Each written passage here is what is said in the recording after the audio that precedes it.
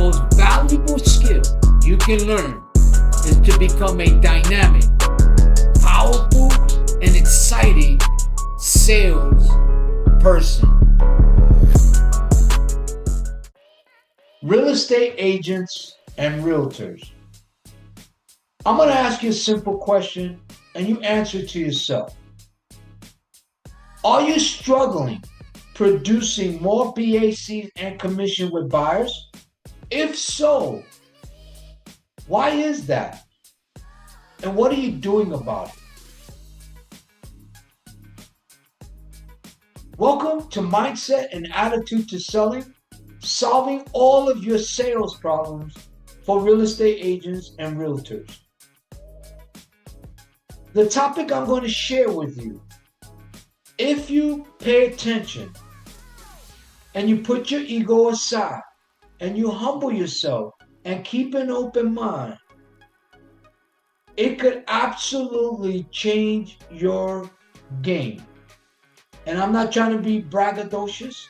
I'm not trying to sound egotistical.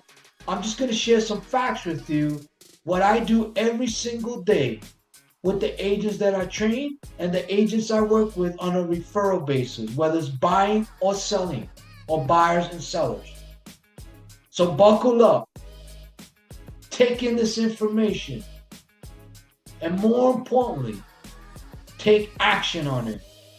Before we dig into the topic, do me a small favor.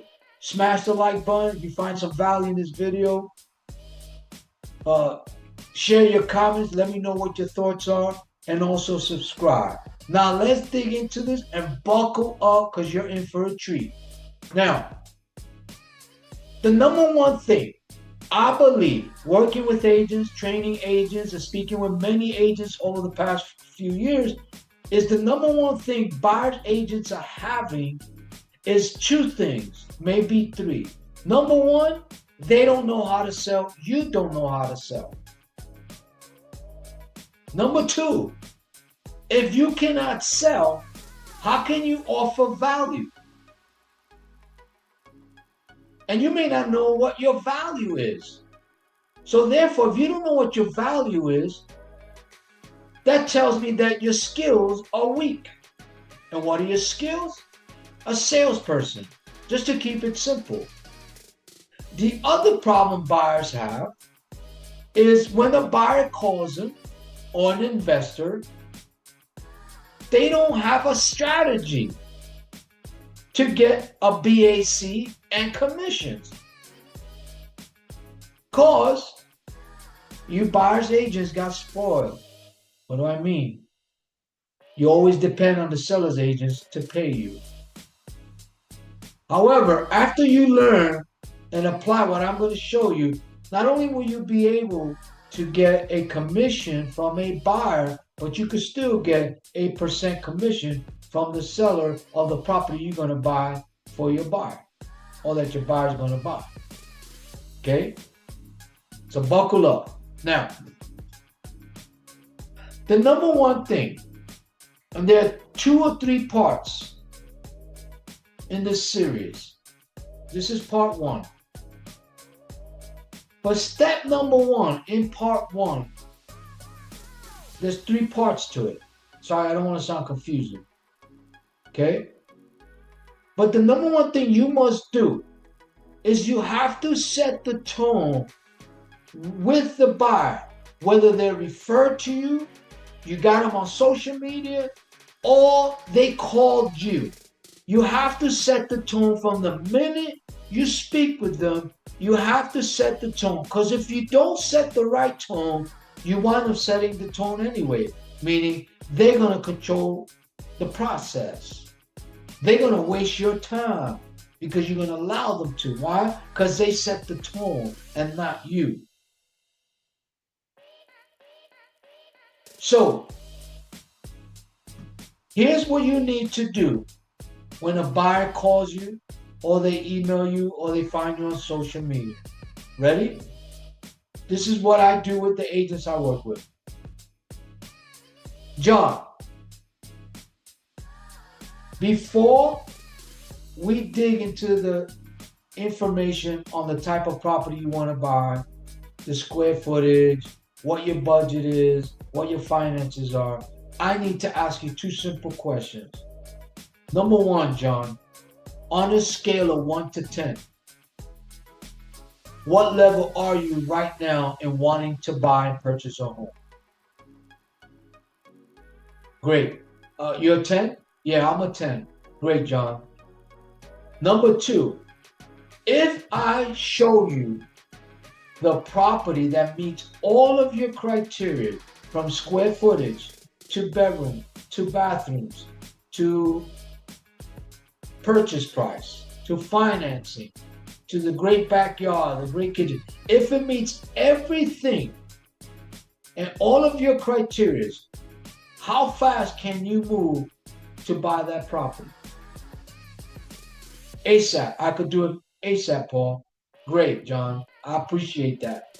Definitely can help you out. Now, before I ask you questions about square footage and your finances, there's two things you absolutely need to know before we move forward. Okay, John? Yeah, Paul, what is it?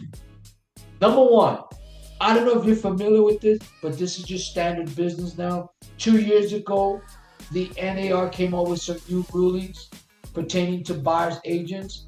What I must do and what's required of me as an agent that represents you, I need to have, and we need to agree on a broker's agreements contract before I can show you any properties. Are you okay with that, John? Yes, I'm fine with that, Paul. Number two, it's also required of me as your agent that I need to negotiate a commission with you before I can show you a property, which is included in the broker's agreements contract. Are you okay with that, John? Yes, I am, Paul. Great. So what I'm going to do, John, real simple. I'm going to send you a broker's agreement contract. Okay. What I would like you to do is jot down any questions you may have. And what I'll do is I'll address those questions and concerns. And once they have been addressed and I answer your question, we'll sign the agreement. And then I go to work for you. Is that fair enough, John? Yeah, that's fair enough, Paul. But how much is your commission? Typically on a deal like this, I usually offer and charge 4%. However, since you're a first-time client and I want you to have a really successful, exciting buying experience, and I'm also looking for a long-term relationship where you can refer other people to me, recommend me to other people, and introduce me to other people that I can solve their problems and help them have a good buying experience just like you. Is that fair enough? Yeah, all right, Paul, that's fair enough. Great. Now, if you say that way, I promise you, do not be surprised if you get a contract. What I recommend is get the contract signed first before you go into the square footage, you go into the bedrooms and bathrooms and all of that stuff. Because the contract is the most important thing, right? Why spend your time if they're not even going to sign a contract? There's no money involved. So that's the way you should approach a buyer, even an investor, the same way.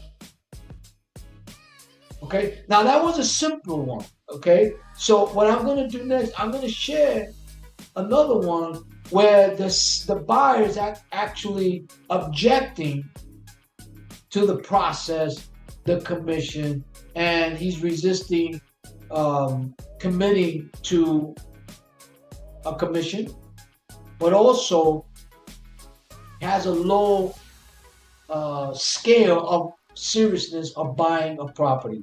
Okay. Mindset and attitude to selling, where sales happen. So which one is more valuable and important? Is it the selling process or is it the actual sale?